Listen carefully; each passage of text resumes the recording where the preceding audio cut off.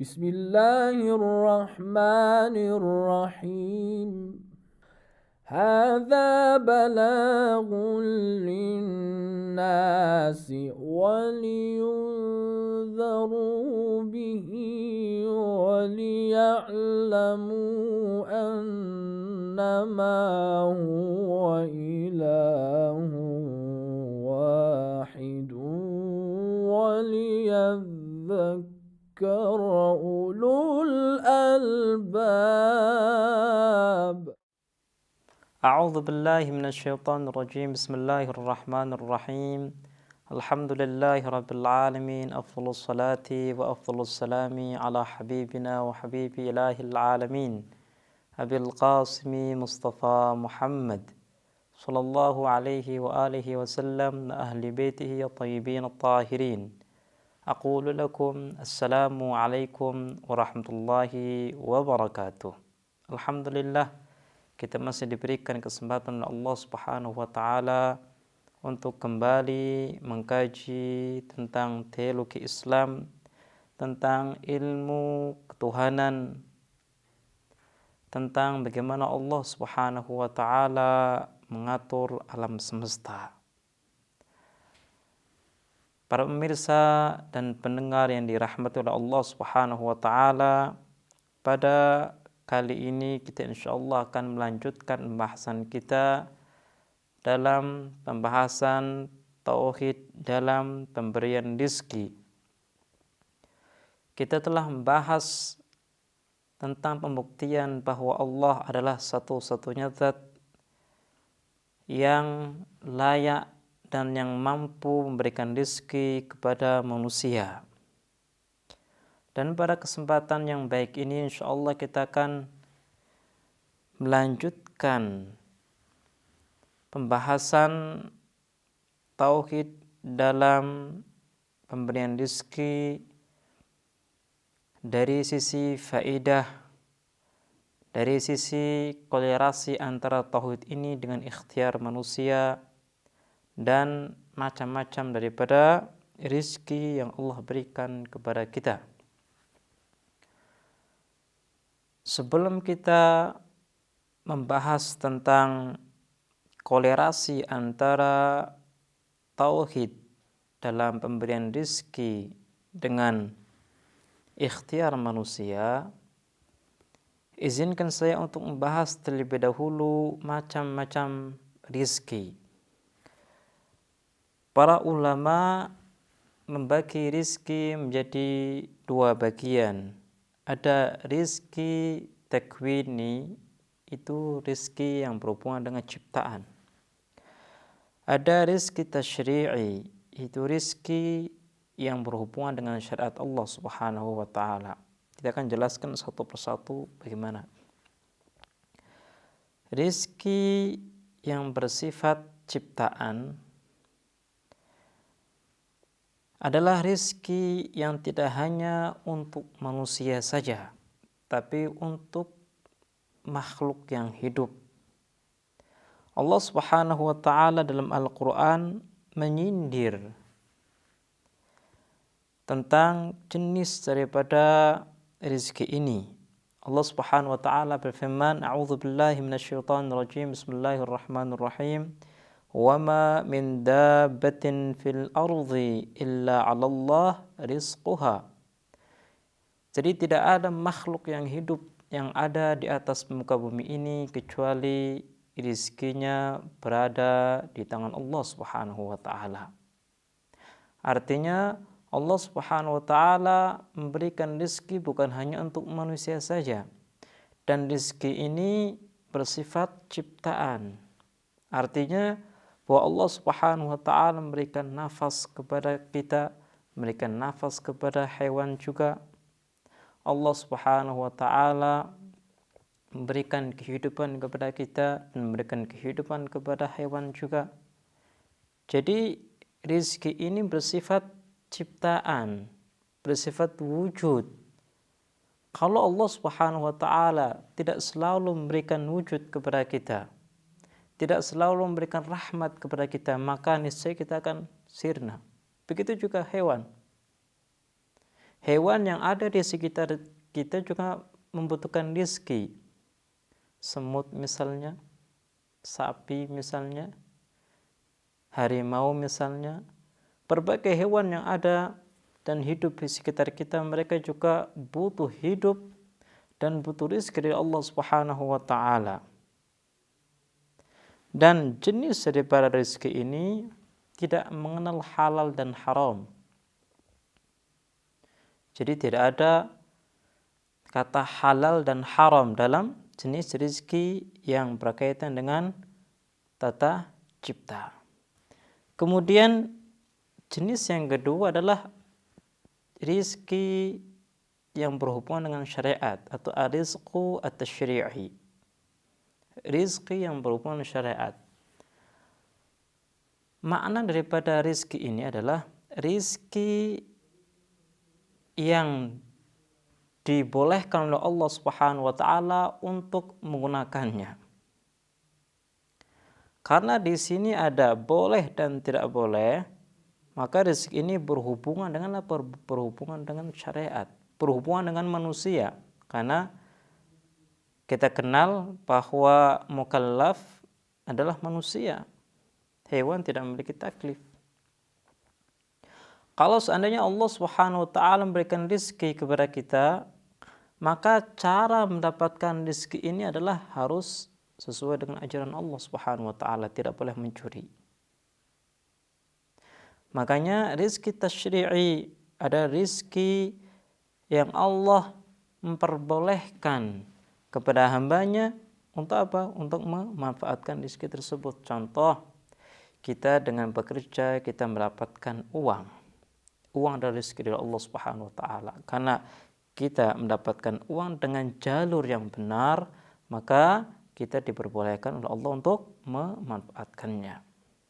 Kita mendapatkan makanan dengan cara apa? Dengan cara bekerja. Atau diberikan hadiah, diberi hadiah oleh saudara kita, maka Allah Subhanahu wa ta'ala memberikan izin kepada kita untuk memakan rezeki tersebut. Jadi rizki yang kedua ini rizki yang berhubungan dengan apa? Dengan undang-undang Allah Subhanahu wa ta'ala. Undang-undang ini sebagai satu tolak ukur apakah rizki yang kita dapatkan itu boleh kita manfaatkan atau tidak. Jadi kalau sesuai dengan jenis yang kedua ini, rizki yang didapatkan tanpa dengan jalan yang benar atau tidak melewati jalan yang benar, maka itu bukan rizki. Kalau sesuai dengan rizki tasyri'i.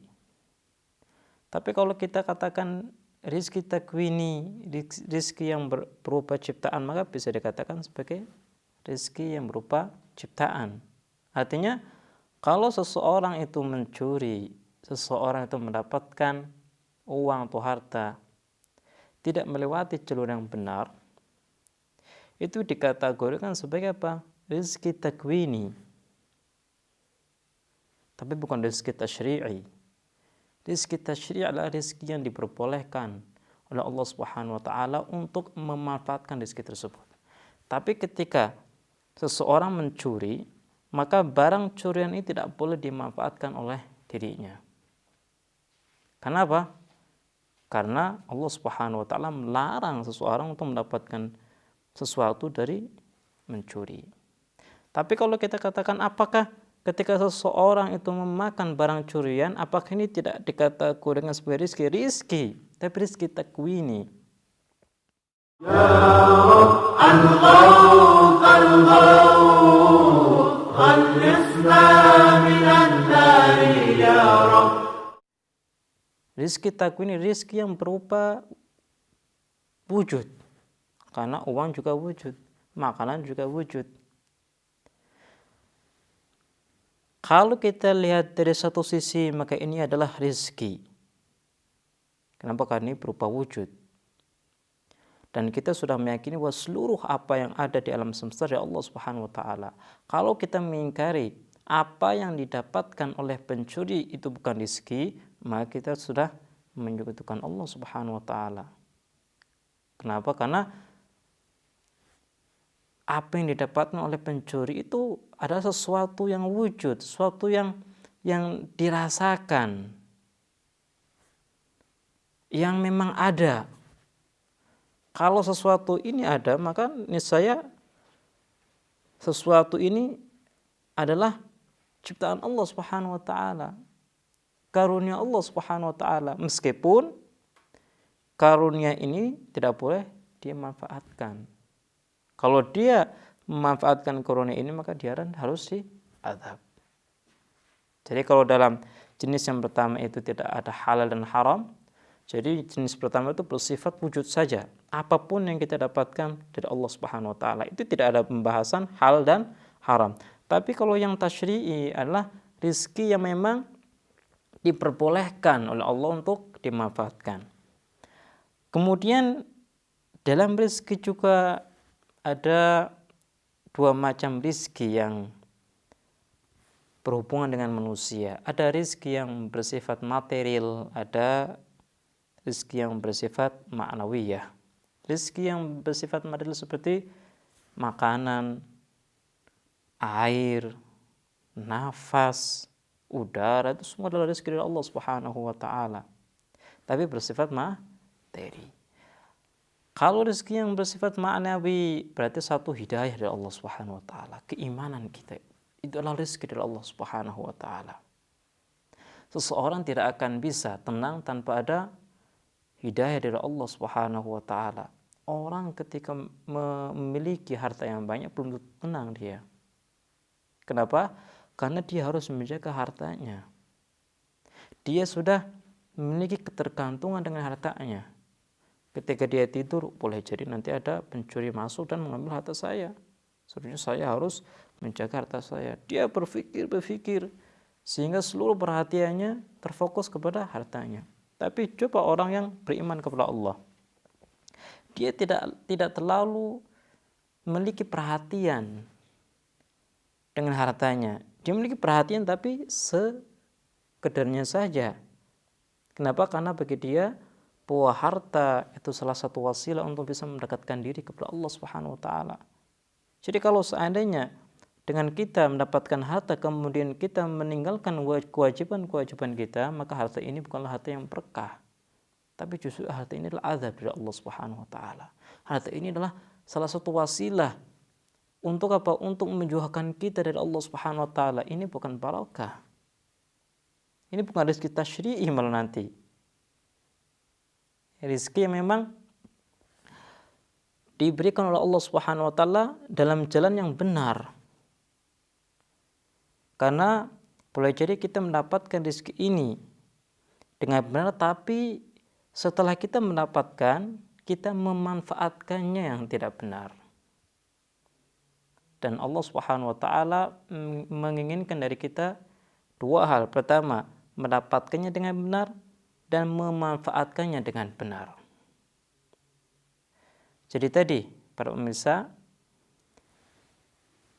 rizki maknawi adalah satu rizki yang sangat luar biasa. Seseorang boleh jadi dia tidak terlalu memiliki rizki material, artinya dia tidak kaya, dia ketika ingin makan pun harus bekerja keras. Tapi boleh jadi rizki maknawi dia melebihi rizki maknawi yang dimiliki oleh orang kaya.